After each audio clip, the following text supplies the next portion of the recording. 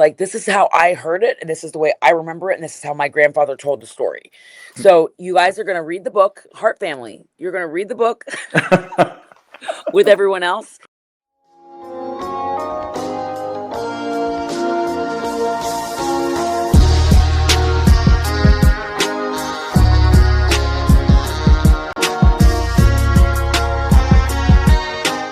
And we are back for another casual conversation with the classic. I'm here with the BOAT, the low-key legend herself, Natalya. How are you doing today?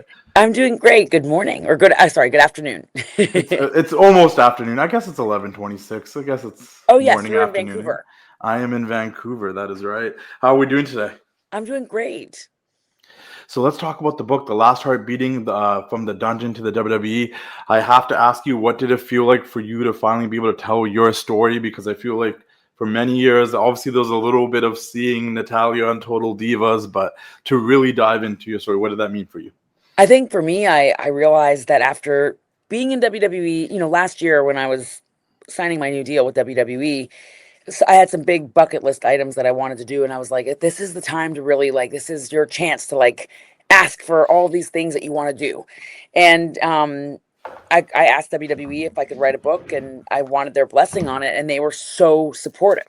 And I was Yeah. like, listen, I've worked in the public eye. I've worked for WWE for almost 2 decades, which is unprecedented for a female in the company because you don't see careers that go even for men. There's Miz, there's Randy Orton, there's Sheamus, Kofi, and like me. They're still in the company, still doing this at this level for this long. And so I realized that across all these interviews that I had done, Total Divas, and I've had close to 2,000 matches. I realized that people. I said to my husband TJ, I was like, people don't actually really know me.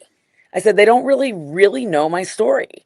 And I feel, I felt before I even wrote the book, I was like, my story is so powerful that I feel like it could really inspire others. And that was enough motivation for me to start writing it.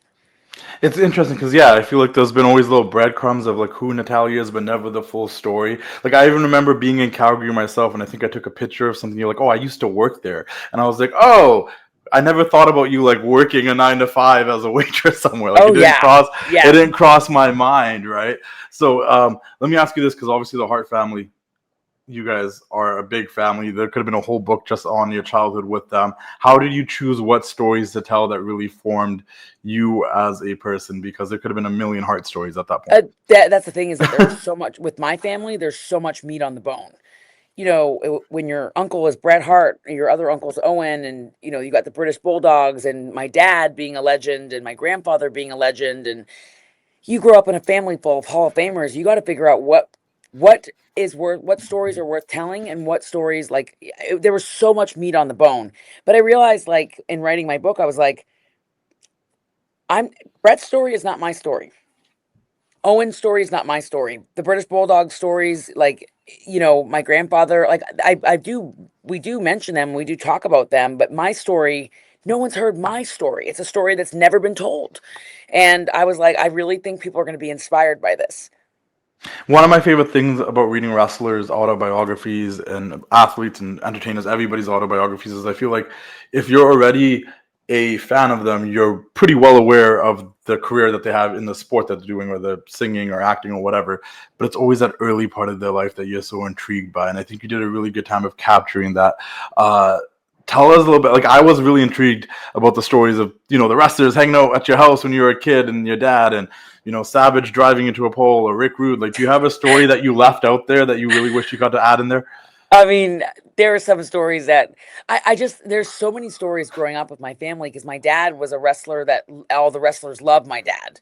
Yeah. He was the best. He was so much fun to hang out with. My dad, he was drinking buddies with Andre the Giant. That's how he ended up, that's how he and Bret ended up getting into WrestleMania, and being the last two in a battle royal at WrestleMania.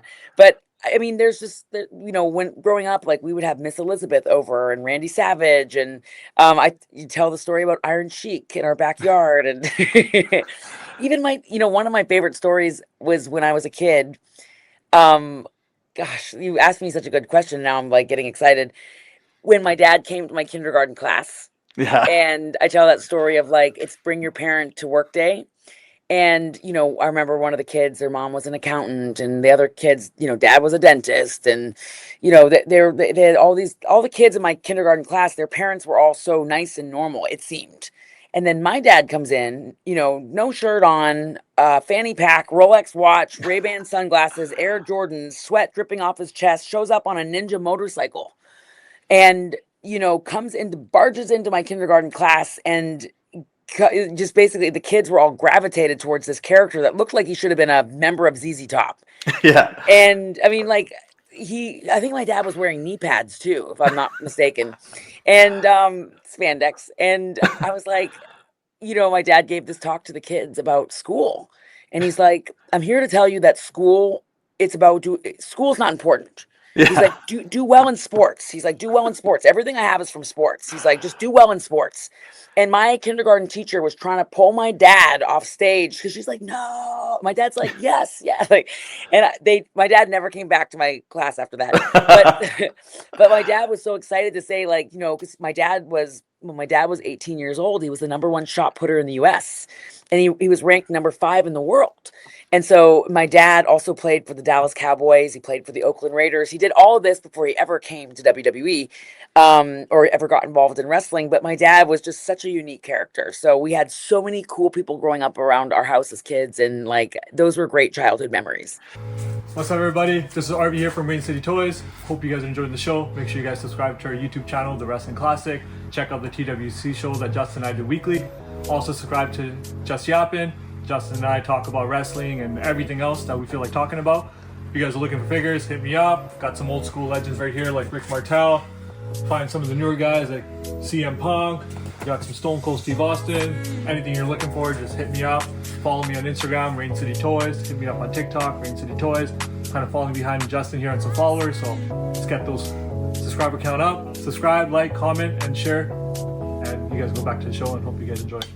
How much of this was like, obviously as you get older you also start thinking a little bit more about yourself. This is a story about yourself, but when you think about yourself you have to think about your immediate family, your siblings and your parents. And then also, like, I also lost my dad a couple of years ago, so I kind of get it. How much of this was kind of like putting pen to paper, like putting it into words, kind of like you also like, oh, I think I finally understand my dad. Yeah. That's a great question. I dedicated my book to my dad. Yeah. When I was thinking about who I wanted to dedicate it to, he was the first person. He was the only person that I could dedicate my book to. He was the one that, shaped me. And he scared me. He was somebody that I loved so much, but my dad was like a very pivotal person in my life. Yeah. And taught me so many valuable lessons, but like also he wasn't perfect. And so I was able to learn so much from my dad about persevering. And my dad was very, very disciplined as a professional athlete. He taught me a lot about discipline, but he also taught me about things I wanted to do and things I didn't want to do.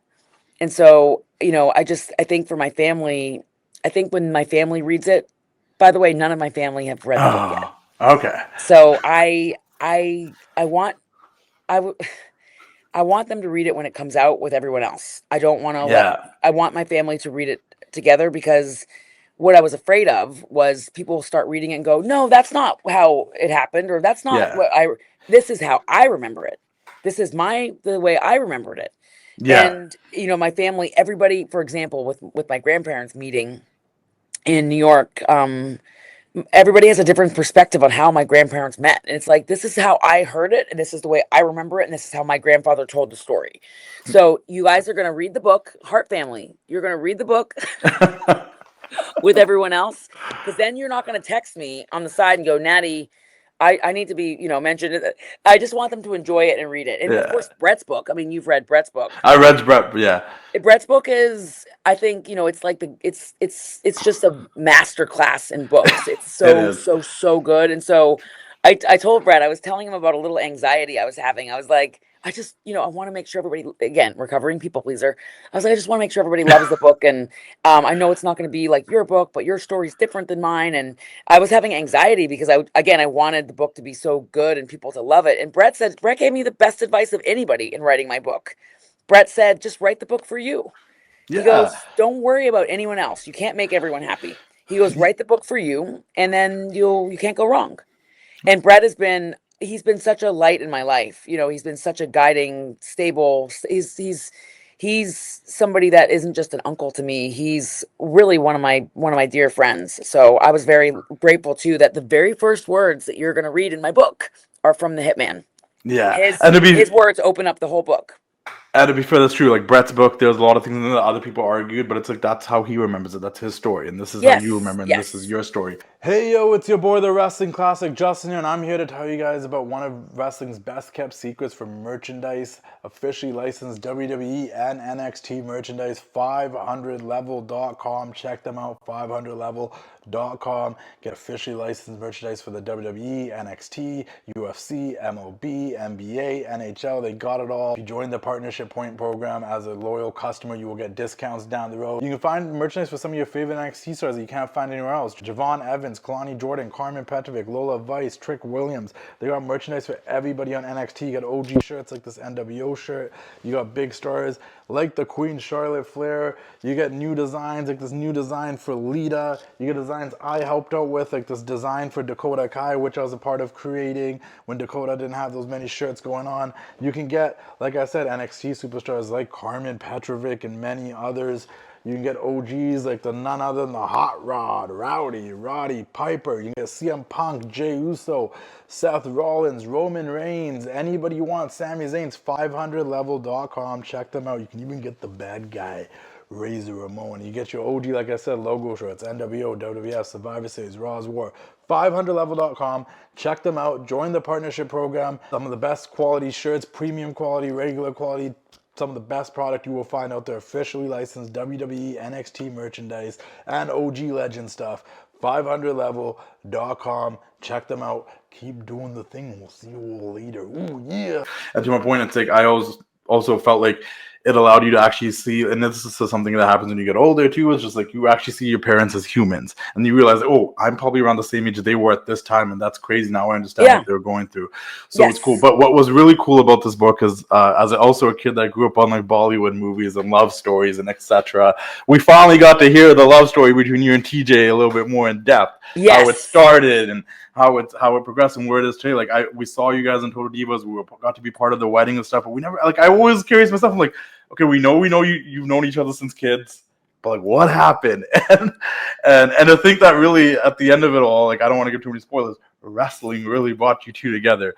It really did. What did it mean to you to actually be able to tell that part of the story? Because everyone knows you guys have been together forever. Nobody but got to really more black know. eyes. Nobody got more black eyes than TJ did for me. Holy moly.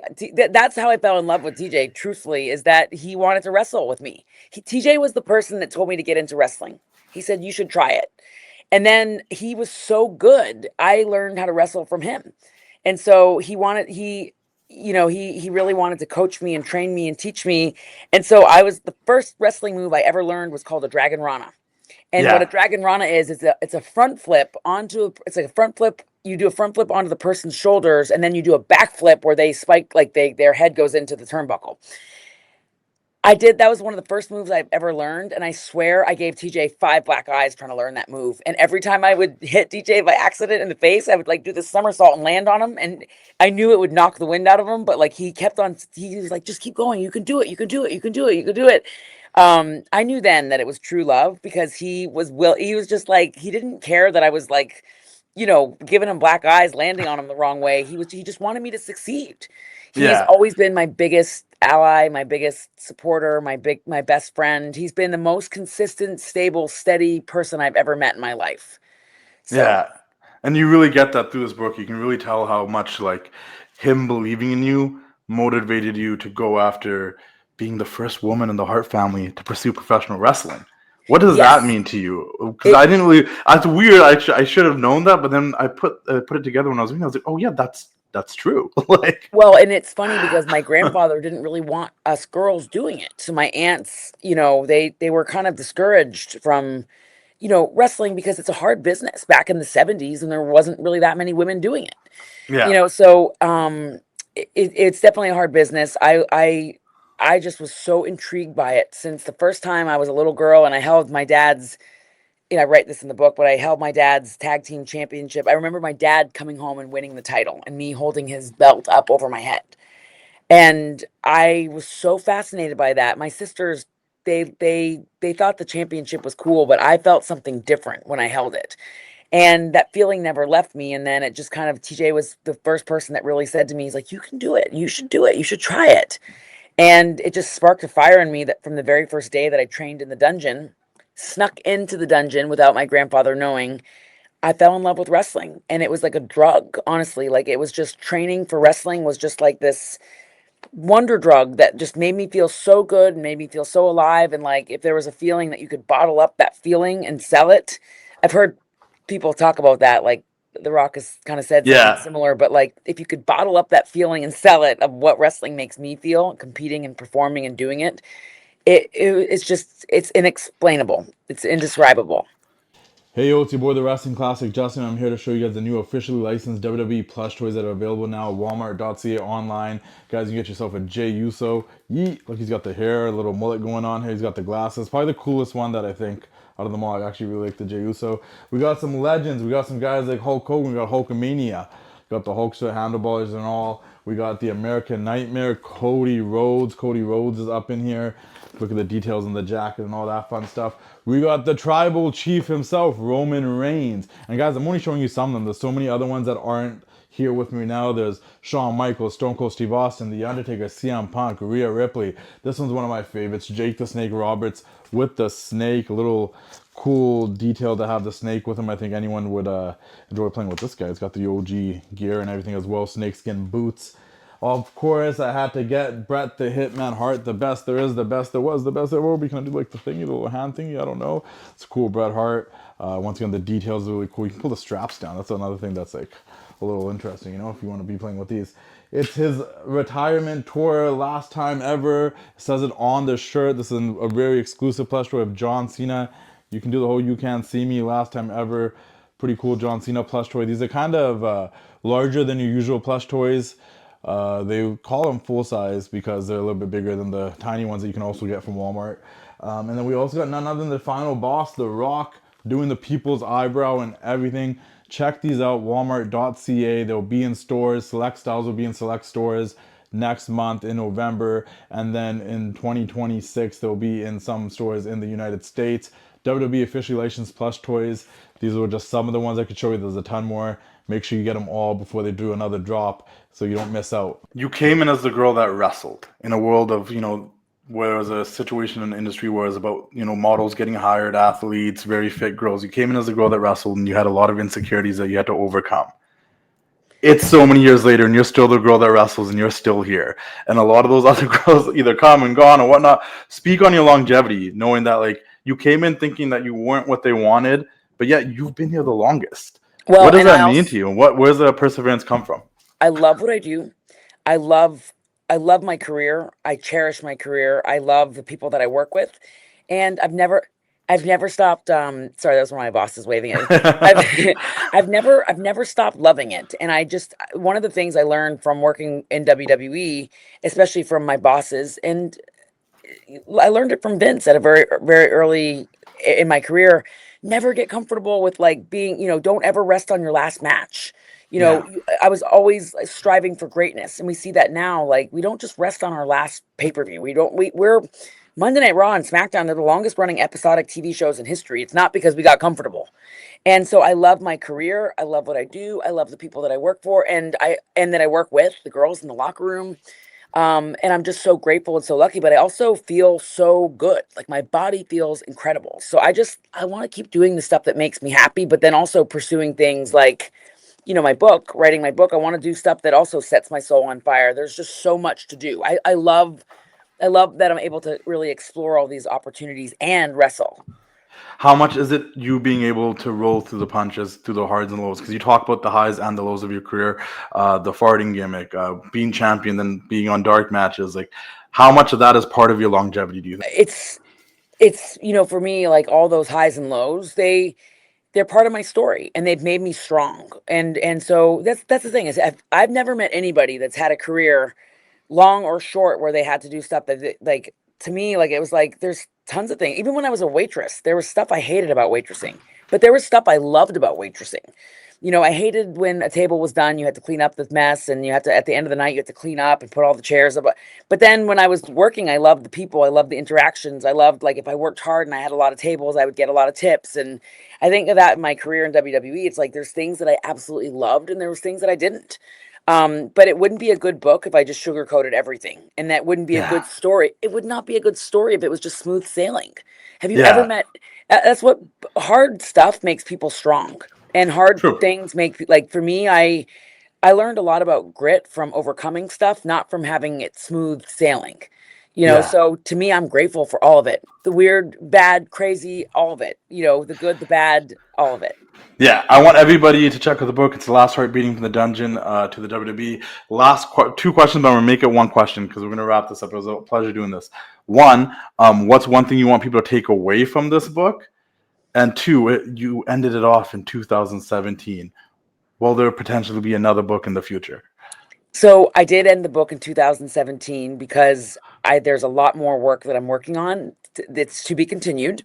No Yeah. spoilers, but big, big, big projects. And the second thing is that, what I want from people, the biggest takeaway of the book is I want people to look at the way they define success. It'll redefine the way that you look at success. And I want everybody to look at themselves in the mirror and ask themselves, why not me? Why Yeah. not me? Why can't I have all the things I've ever dreamed of? And so it's just about redefining the way that you look at success. It's not always in what you think it is. It's sometimes in a much deeper area. Yeah, and to wrap it up, I do think you're correct on that because I think sometimes people see someone that is successful and they see that, but they don't see the journey that got them there. And sometimes when they see the journey that got them there, they can relate to it and be like, oh, I struggle with these same issues or things in my family. I can also maybe get to my dream too if I put in the work and I persevere through all the hard times and the good times. Thank you so much for doing this. Justin. Thank you so much. This was great. Thank you. Yeah, so this much. was great. This was great. I hope we can do this again down the road. And I hope everyone And thank checks you out for the reading the book. No, of course. I appreciate you sending it. I had a blast reading it. Like I said, I love, as a wrestling fan, I know a lot of the wrestling stuff sometimes, but then when I get to read about the early life of people, I'm like, oh, that's so cool. It feels like you get to know them a little bit better. So it was really great. Thank you so much. See you down the road. Everyone check out the book. You can order it now. And make sure if you aren't already, follow Nattie, but yeah. Thank you so much. We'll see you later. Everyone keep doing the thing. See ya. It's time to say goodnight. We sincerely appreciate your patronage and hope we've succeeded in bringing you an enjoyable evening of entertainment. Please drive home carefully and come back again soon. Good night.